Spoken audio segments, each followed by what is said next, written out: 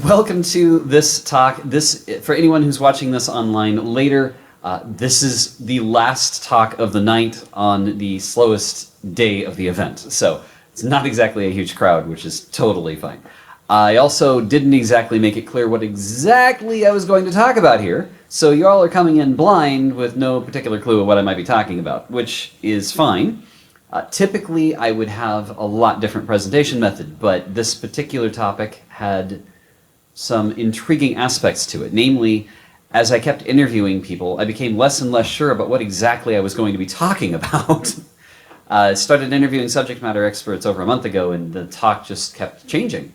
So what is on the printed materials is something like AI and tool-assisted speedruns, and at the end of the day, I decided to call this Speedrun Doping, Unshaming Tool-Assisted Speedruns. So I'm going to unpack that because there's a lot that is in that sentence. And yes, I am very thin on slides. I have done everything from the simplest possible setup where it's just a normal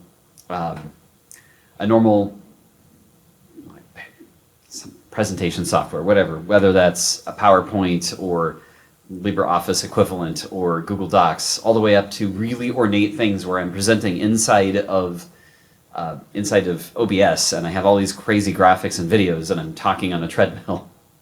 I've done everything, but I don't think I have ever given a talk from Vim as my slide method. And the reason I'm here is because the more I talked about this with different subject matter experts, and the more I kind of dove into the context of, well, what is a tool-assisted speedrun or a superplay? What is the impact of artificial intelligence? What even is tooling in the context of speedruns? The topic just kept getting larger. And I couldn't even figure out how best to confine it into slides, or what I would even say if I did. So at the end of the day, I just decided to have a roundtable discussion. So that's what we're going to do. We're going to have a roundtable. 40D, there we go. So what constitutes cheating in speedruns? Why? And what are the consequences? So we're going to have an interesting roundtable conversation.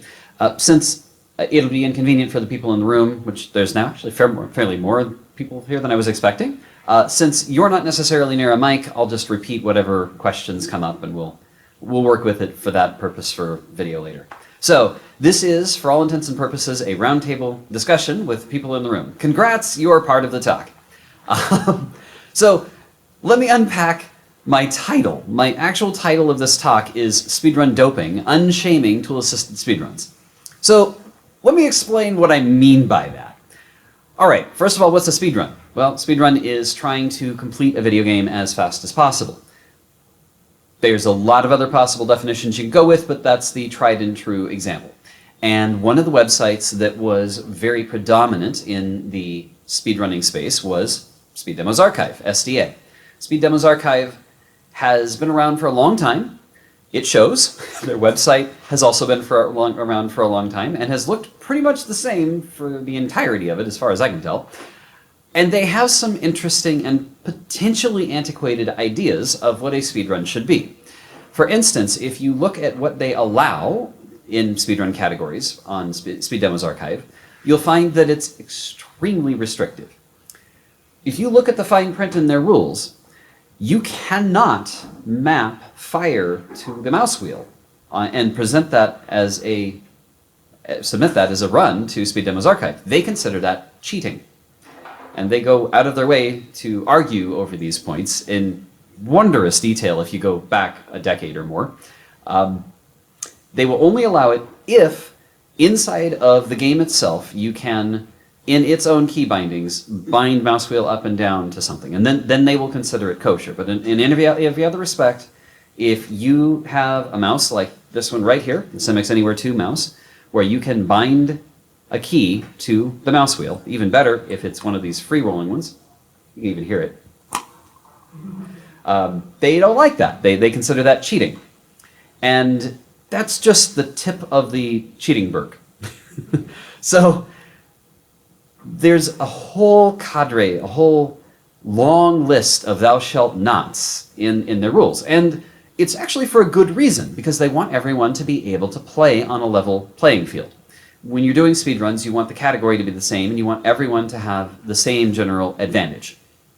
There are some things that are outside of SDA's control, and for that matter, any leaderboard, whether it's SRC, speedrun.com, Speed Demos, Speedruns Live, SRL, SDA themselves, or a number of other sites out there that have speedruns, you're always going to have some, oh, okay, well, it's a little bit different here. No, oh, okay, well, we have to make a corner case here.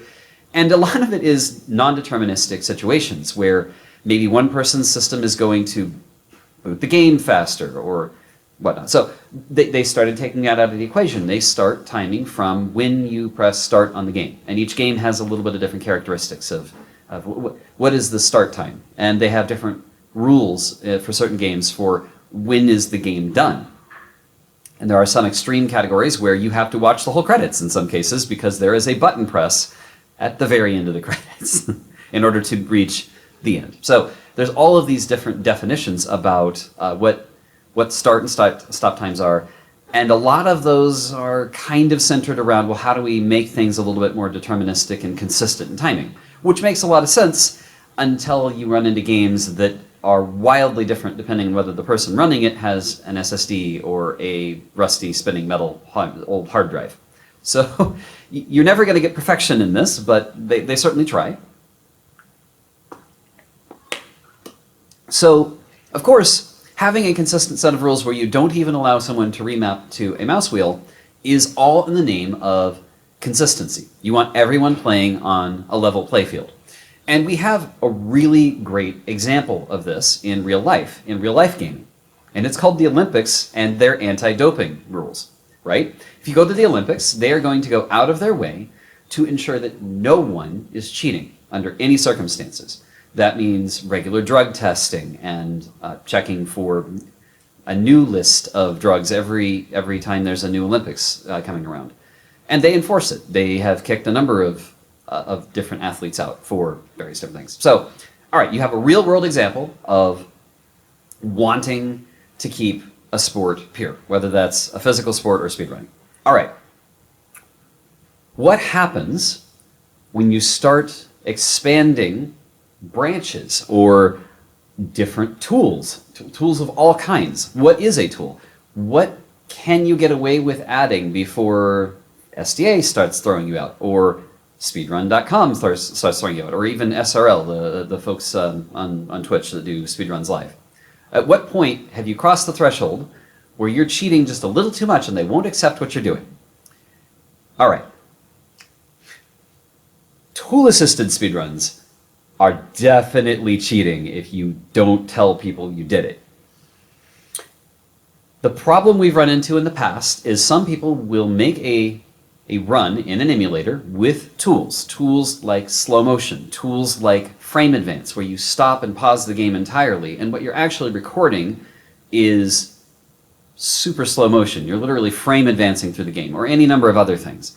So you have all of the benefits of tools. You can remove human luck, memory. You can take away reflexes. You can take all of that off the table with a tool-assisted speedrun. In fact, that's why people watch them. You're no longer watching the limits of what a human can do. You're watching the limits of what the hardware and the game programming can do. Different category. If you present a tool-assisted speedrun as human effort, you're going to have really upset folks. So there's really great reasons to have rules that say, well, we can't have these tools in our runs and polluting them. But what I'm here to talk to you about today is how do we accept some other areas that involve tools, still be harmonious, still be fair to everyone, and do it in a way that specifically unshames certain types of tools, in particular for those who are differently abled.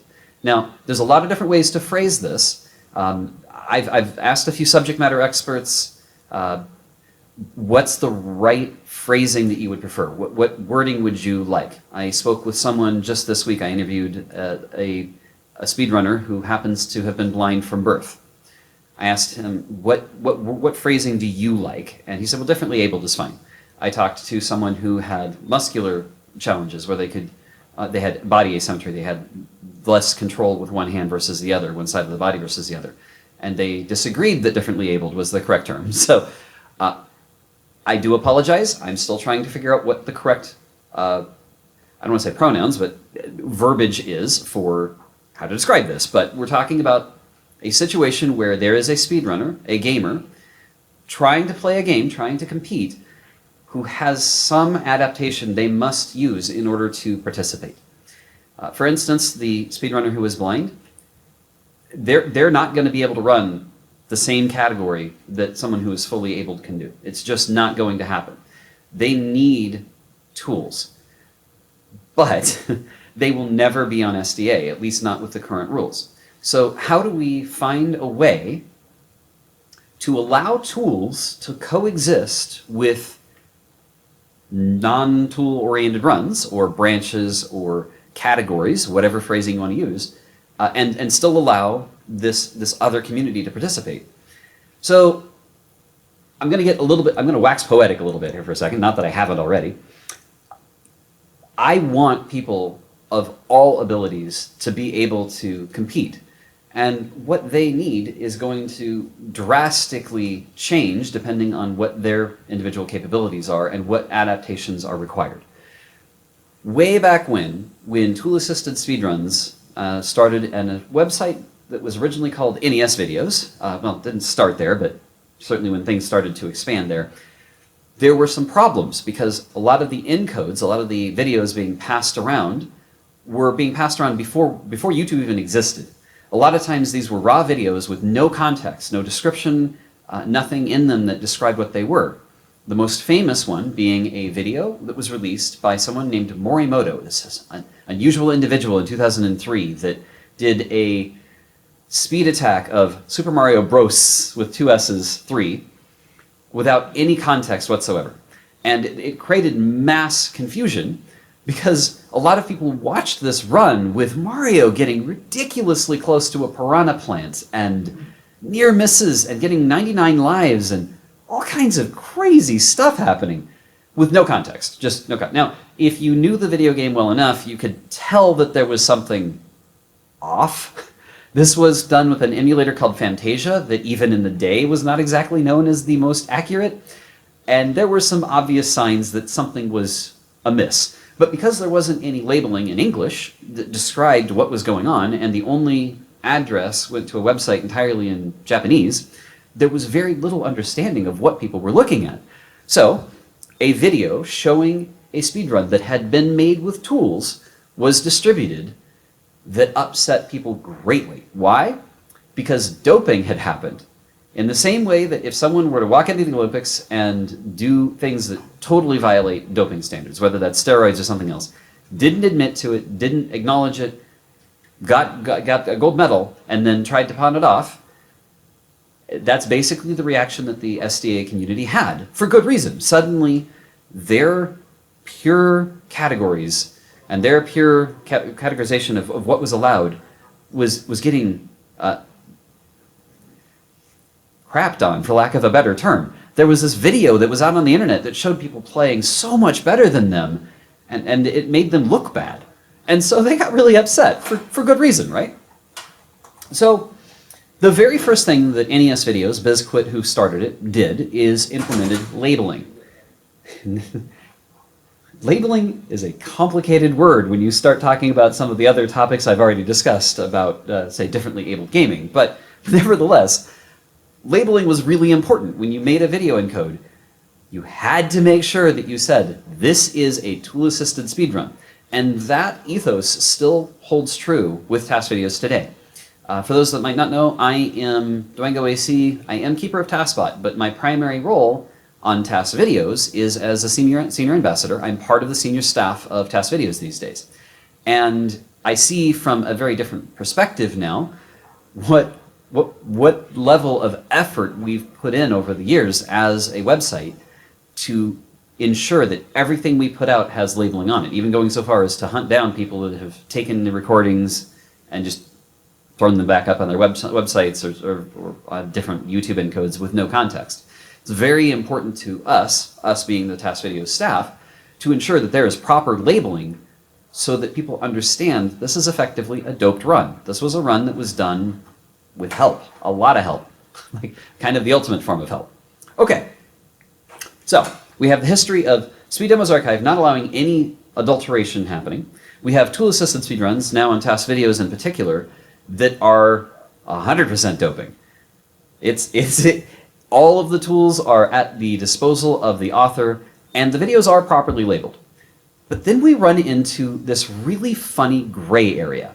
You see, something happened at TAS Videos over the years. It started out as NES videos primarily with specifically Mario runs, and then specifically Nintendo runs, and then when it expanded beyond just the Nintendo Entertainment System, it went from NES videos to TAS videos and expanded to Genesis and Super Nintendo and various other, at the time, rather inaccurate emulators, but nevertheless expanding to new video game consoles, all the way up to Nintendo 64 and other consoles in time.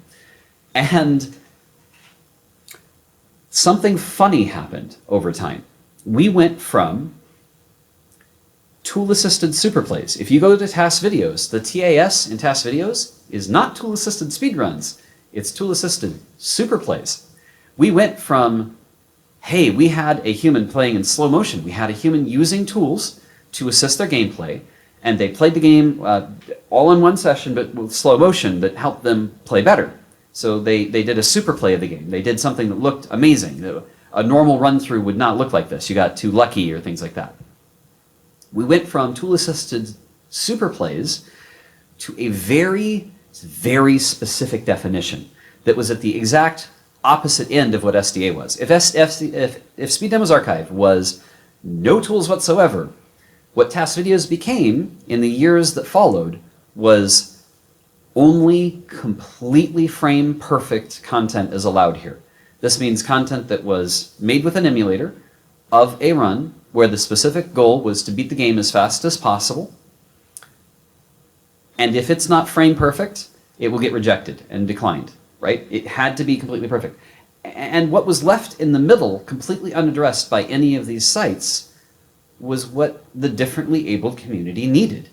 They needed the ability to play with tools, in other words, play with another category, play with a different branch, but neither SDA nor TAS Videos would accept them. And as the years went on, speedrun.com came out, and it got a little better, kind of, but then it ended up in some very awkward situations. One of the things I discovered in researching this talk is that Last of Us 2 was released with specific modes for people with vision impairment. In other words, the theory is that you could play that game while completely blind. Now, it's very linear, and many things are watered down, but it is theoretically possible to play that game with just a pair of headphones through a series of auditory hints and other things. Now, I haven't personally played it myself that way, but I did talk to a person who has gone through it, and it's pretty interesting listening to what they did. The developer went to the extra effort of adding this mode in, but it led to some interesting debate in especially speedrun.com. Can fully sighted humans play in that mode, and is doing so disrespectful to them? And they've been arguing back and forth, and it seems like the general consensus was that they didn't want to allow fully sighted people to play that mode that was specifically designed for people with visual impairments. Which also meant that people with visual impairments didn't have that category either.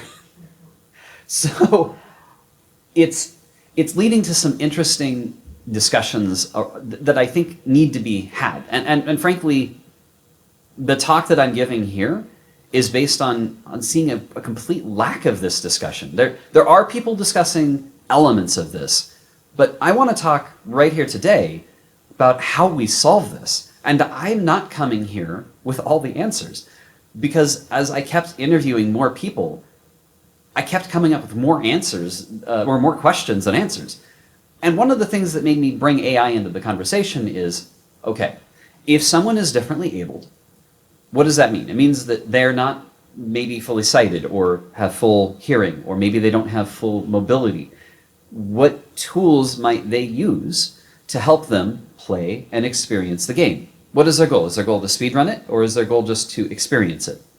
One of the things that we've looked into just in the last week out of these discussions, actually, is, if you guys know from last year, we did something called Triforce Percent by Soren and Save State in particular, but a team of over 24 folks contributed.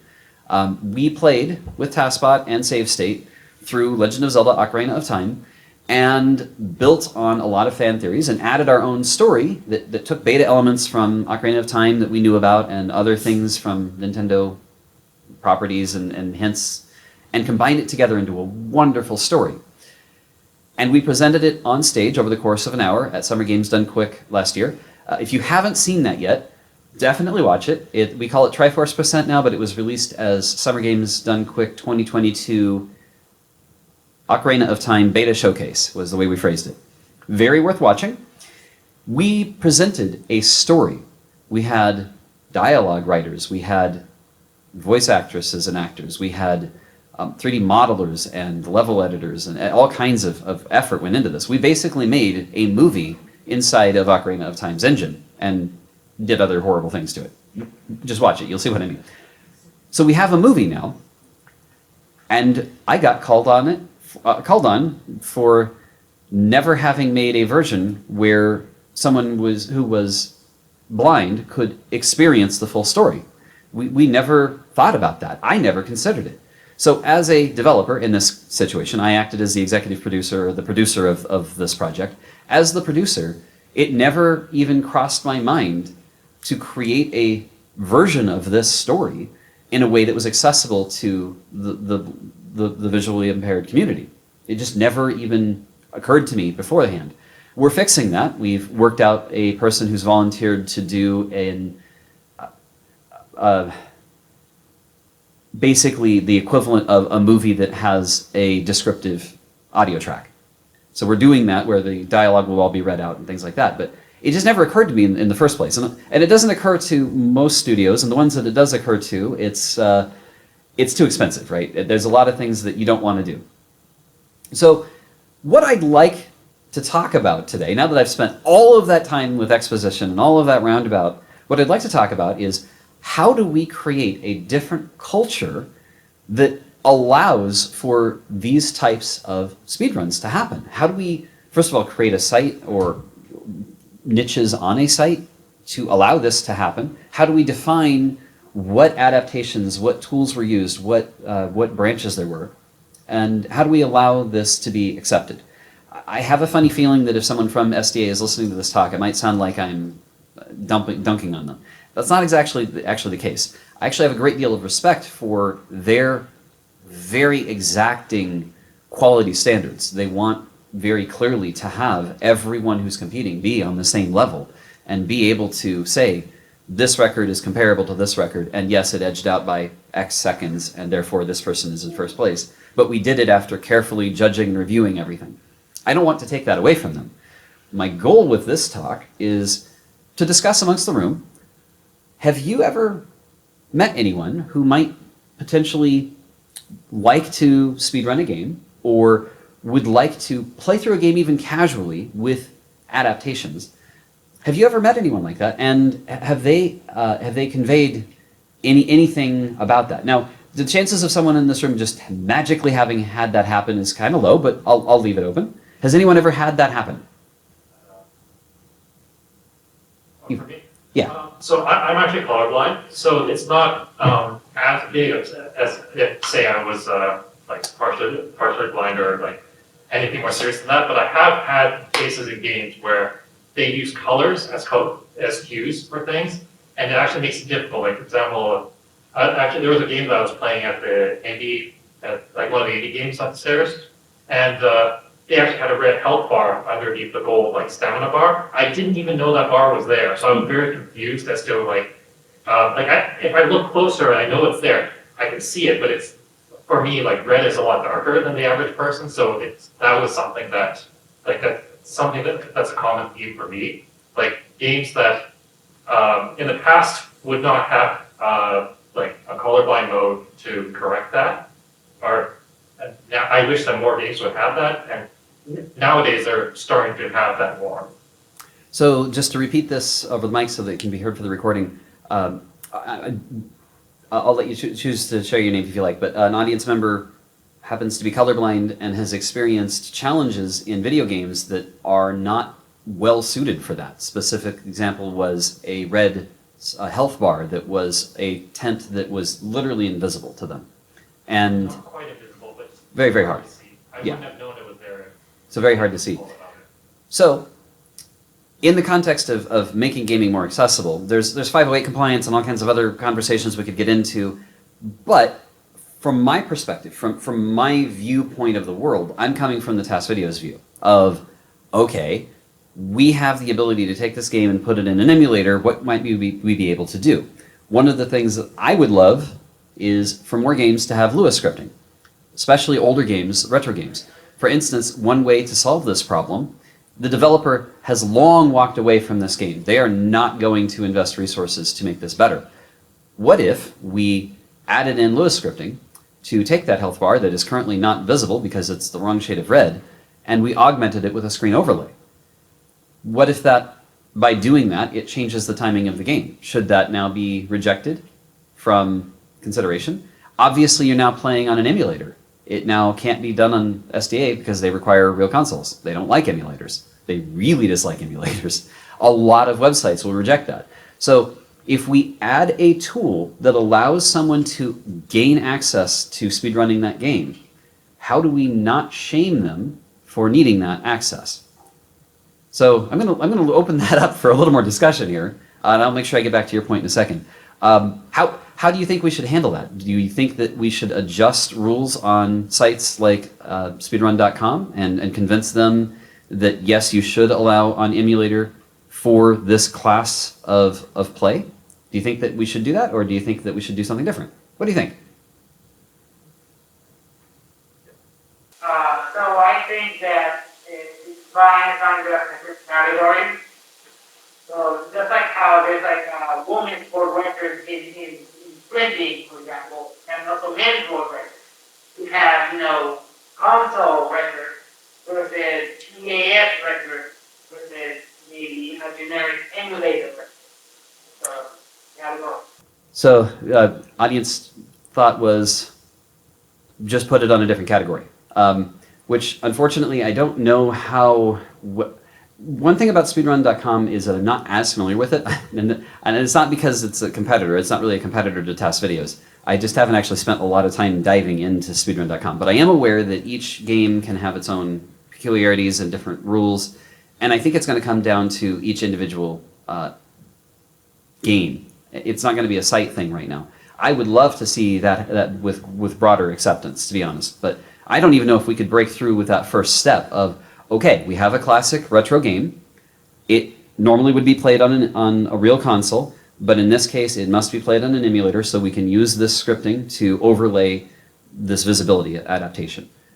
Okay, let's at least accept that first. Now, I will say one quick caveat. I'm not out to break the law. I'm very cautious with everything I do with TASBot to make sure I'm buying an original cartridge. And in most cases, I'm not even touching DMCA because I have a cartridge that doesn't have any encryption on it, and I'm using my own cartridge, which I have put in usually an Infinite NES Lives board, read the contents of, and I'm now working from my legally owned backup.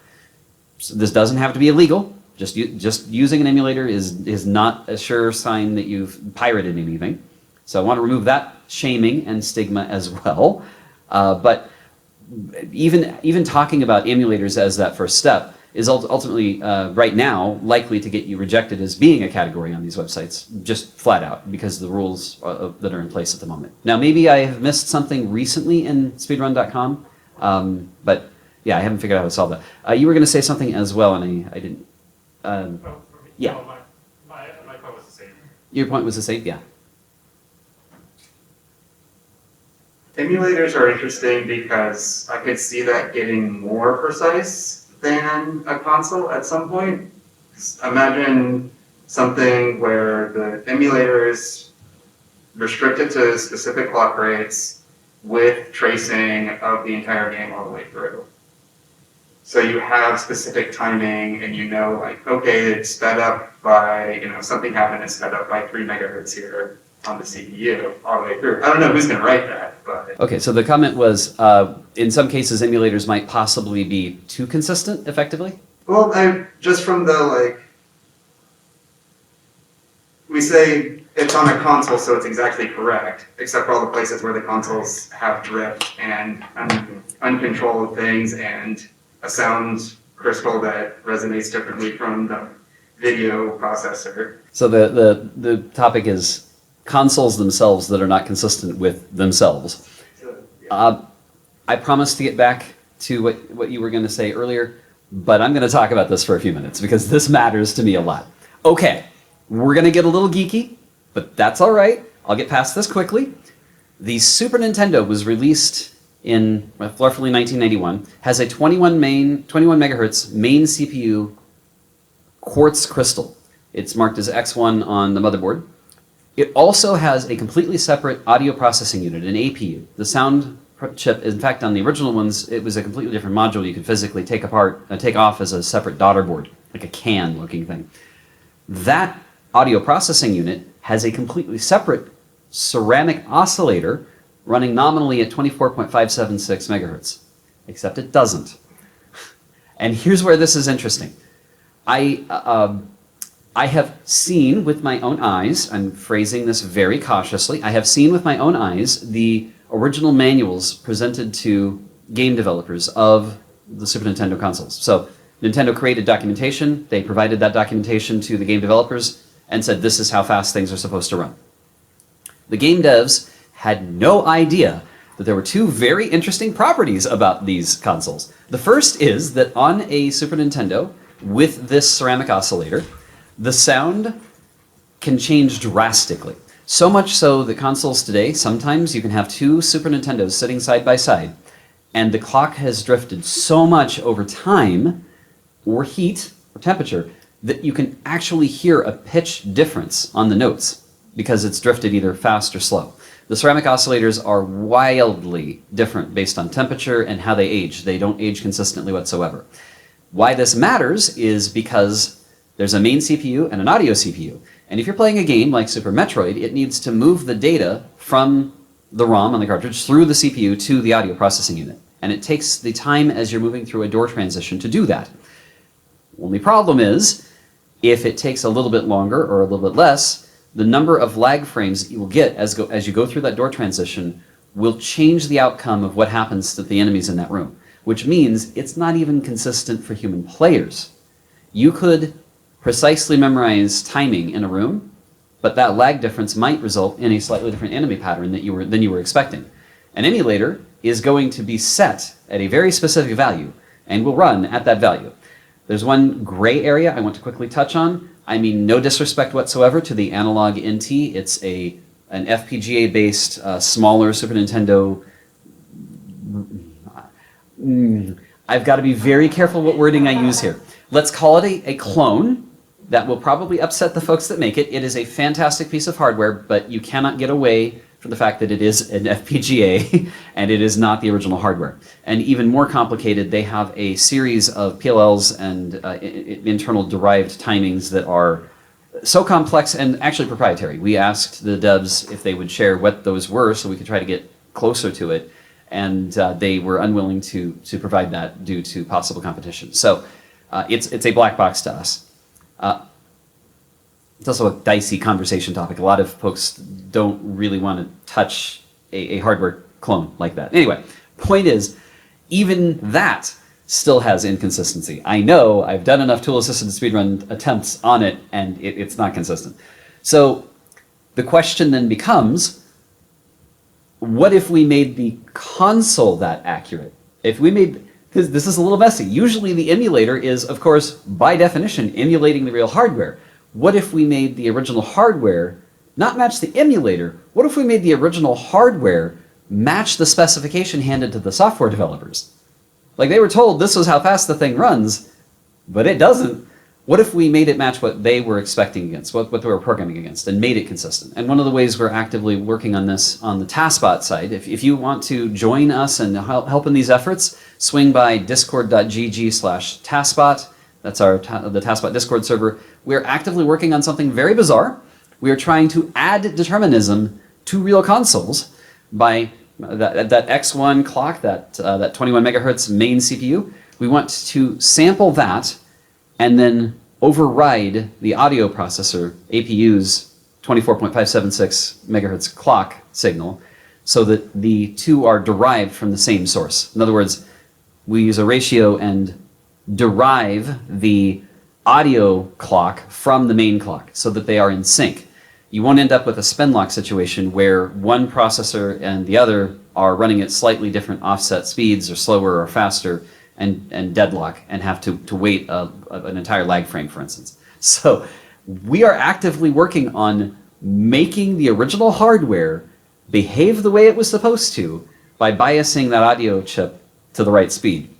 That'd be awesome, but I have a funny feeling if we told someone, hey, we only made this one minor modification, can we still be on your leaderboards? They'd be like, wait, you did what? So it took me 5 minutes to explain it here, and it's so technical that it almost makes no sense. Just know, the original Super Nintendo, even if you are a very skilled, repeatably performing human speedrunner, the console will just screw you over because it's not going to be consistent. And it gets way more complicated on, say, the Nintendo 64. I'm not even going to try to explain that situation. Okay, I got way off track. Let's put a pin in that one.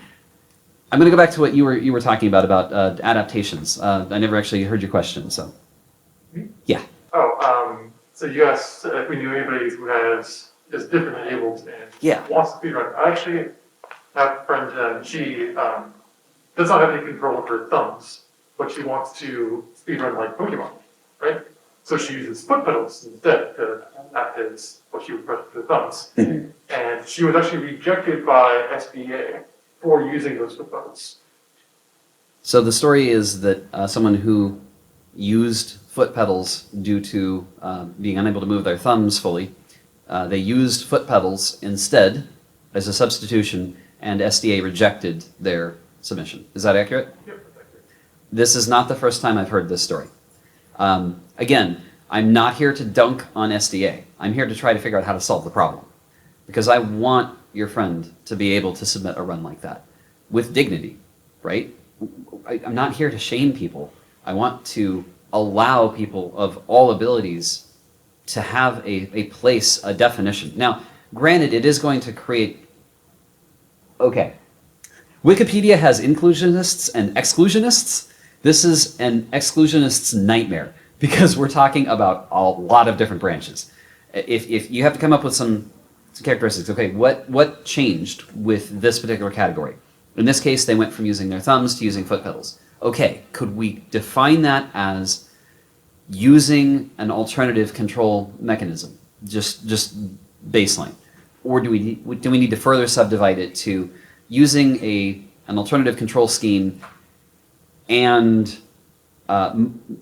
has mobility limitations, or some other level to subdefine that to still allow someone to compete? Because if you're familiar with Half Coordinated is amazing and competes against human runners at competitive levels with one hand. Really, truly impressive. If it happened to be a situation where the adaptation was all I have with my controller change is a bite sensor and where I look on the screen. That's all the more mobility I have because that's about all I can manage. If that's all the more you could do, that those two comparisons would not be fair. Yes, Half Coordinated is only using half the controller and then is using a controller adaptation perhaps, but it wouldn't necessarily be fair to the person that literally can only use an eye sensor. So category creep is going to be a challenge, and I fully acknowledge that, but I still think we should do it. Now, I might be senior staff member on TAS Videos. I do not speak for the rest of staff when I say I would like TAS Videos to be that repository. I do not have buy-in from the rest of staff on that, but I would like that to be the case. I would like us to return to our roots and allow Superplay, where you have tools that allow you to do more than you could on your own, and allow those categories to open up, but for exactly that kind of reason. Anyway, that's my take. Okay, what other considerations have folks thought of as we've talked through this? Any ideas that have sprung to your mind by any of the topics we've covered so far? I think this type of discussion, sorry, within the community of people who are affected by this question would be great. I think the TASK community is a really great example of one that grew from obscurity and through collective research and collaboration. This community really just grew almost, like out of nowhere. And I have friends who I've shown TASK videos and they immediately have the same, they don't understand it. And then, I sort of sometimes successfully, sometimes not successfully explain all of the efforts and all of the history behind it. So I think if maybe something could be started like that, like a conference or some type of regular event where people can share their findings, because certainly in terms of modifications and adaptations, there is a science and there is a method behind it, and there are things that work and don't. I think enabling that discussion and really putting it to the forefront will maybe even change the minds of some people who immediately have that reaction. Yeah, absolutely. So I'm going to try to condense all of that. Effectively, very valid point. We should be having this conversation with people in this community. I've used the phrasing differently abled, for lack of a better term, and by all means, I don't even know if that's the right term yet, so we'll get there. We should absolutely be doing that. I've certainly interviewed a few folks in that community, and there is not agreement. There's not agreement on that. Partly because of how diverse this is. And really, this is a conversation about diversity and accepting that diversity, really. The second thing you mentioned was, maybe I've forgotten how you phrased it.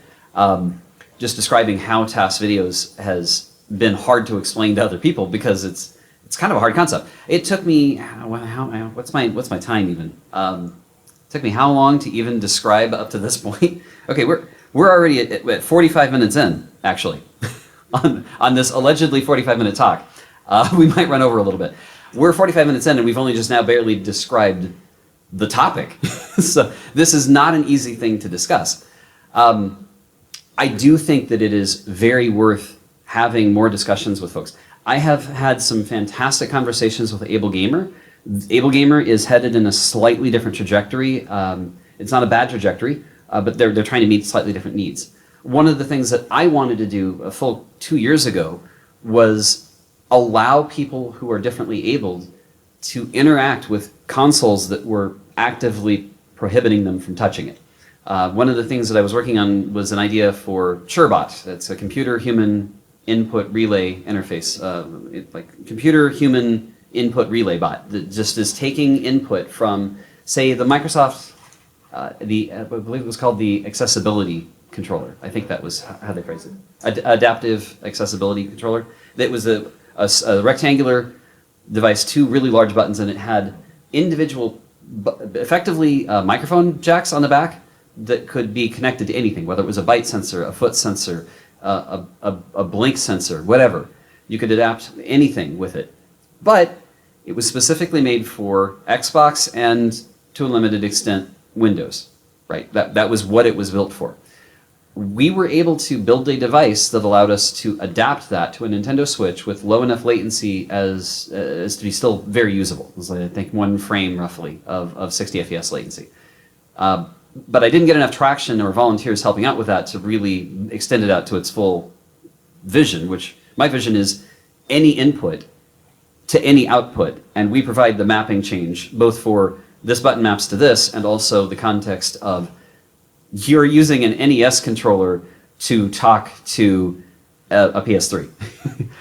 It doesn't have to necessarily be specifically for people who are differently abled, but it could be, okay, I'm going the other way around. I have a USB connected device that gives me the accessibility needs I have and gives me that access, but the target device is a Nintendo console, an NES, or a Super Nintendo, or a Nintendo 64. So I'd like to build something that has modules so that we can help break down those barriers. That's just one part of the puzzle. Obviously, if you're using something like that, we would need to be able to say, hey, we use tools, right? So, but again, we shouldn't be shaming people for doing that, and we should make that as accessible as we possibly can. Wow, I burned through my time so much faster than I thought I would. I can't believe I've been talking for 45 minutes. I haven't been kicked out yet, but I do respect our volunteers, so I'm sure he'll start waving in about 5 minutes. What other topics out of all of this do people want to talk about in the audience? Anything that you want to bring up or talk through? I actually have a question for you about the AI part. Yeah, we didn't even touch on that. I didn't have time. Yeah, I wanted to hear what you had to say about it. Okay, there's some really cool stuff going on right now. And it's not the AI you might be thinking of. It's not ChatGPT, it's not large language models. It's the type of AI that was from the Mar.io project, the stuff that's happened with Coder Wilson and Final Fantasy runs. It's just amazing. An artificial intelligence, machine learning, and then virtual intelligence, artificial intelligence eventually, suite that is able to completely finish the game. Now, again, adaptations, it's skipping the cutscenes, just for time. It was shown at RPG Limit Break, and we also did it in our TaskBot-driven task-giving event. It's possible. It took a long time, but it is possible for an artificial intelligence to completely beat the game. Is it competitive with a human? No. It's getting closer all the time. Is it at some points edging out a human? Yes, there are some parts where it is able to be more precise than a human. It's able to understand what's going on. And the only data it has is what's happening in memory addresses on the screen. Read only, it's not interfering, other than some stability things that they agree on in the community.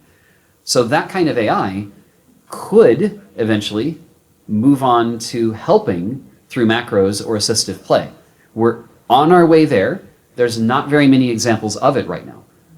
Artificial intelligence is a buzzword and it gets thrown around a lot, but the reality is we are in the very beginning stages of it. But I do see AI as being a part of tool-assisted speedruns, and not just in the traditional, we're making an emulator run that is supposed to be for speed. In the context of tools to assist a human, and in this context specifically assisting a human that might not have the ability to quickly dodge around an enemy. I gave the example of Breath of the Wild a long time ago. What if we had a macro where a person has enough ability to wander around, but when they get into a battle, they can do the timing right, so they can press a button and do a dodge roll, but they might not be able to hold, lock on the enemy, jump, and hold the button to the side so that they do a side hop and then immediately start attacking. Right? That might be a little bit too complicated or like too rapid fire. What if we had either a pre-canned macro or an artificial intelligence component that assisted them? They're still playing the game. They're still experiencing the story. And this is especially important for me in a casual gameplay. I think Breath of the Wild story is amazing, and a lot of people cannot experience it. Nintendo has not put any accessibility, especially for the blind community, into their recent games.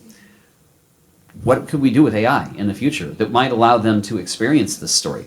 And ultimately, I almost find that as a much bigger deal than speedrunning. Speedrunning is a competitive sport in one sense. But casually experiencing the joy that is the story of Ocarina of Time, or casually experiencing Breath of the Wild or Tears of the Kingdom, a story like that. Yes, I'm a Zelda fan. Or for that matter, Final Fantasy VII.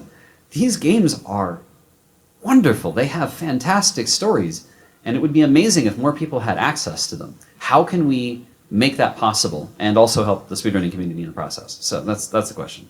Okay. Any other topics? Oh, you're back. Oh, yeah, what's up?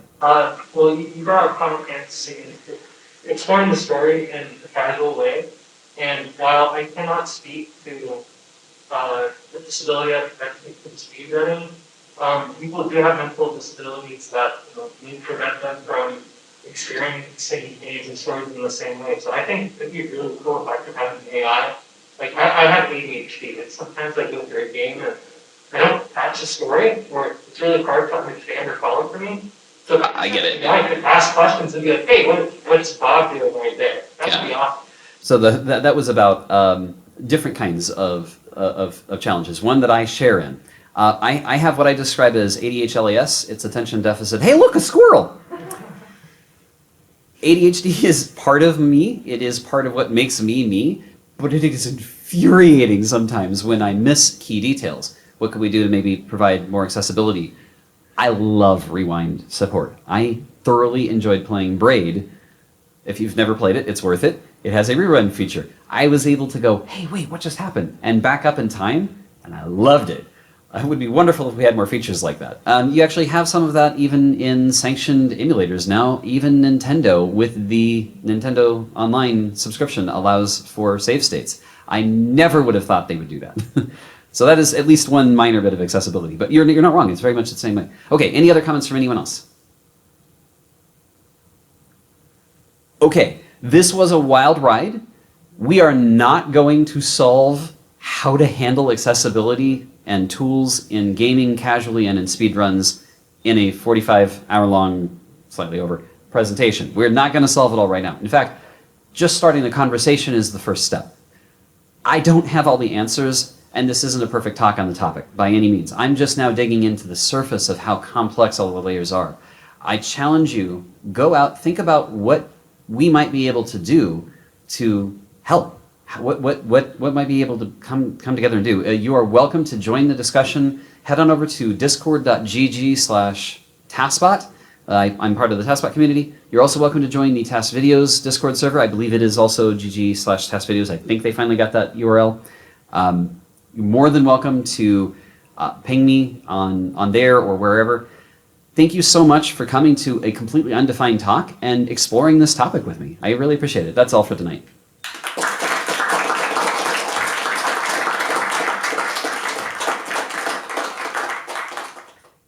We hope you've enjoyed this look back at TaskBot history. NAMI is the largest grassroots mental health organization in the United States, and in our current climate, our mental health matters. Visit NAMI.org to learn about the free programs and services near you. You can also call the NAMI helpline at 1-800-950-NAMI or text NAMI to 741 741.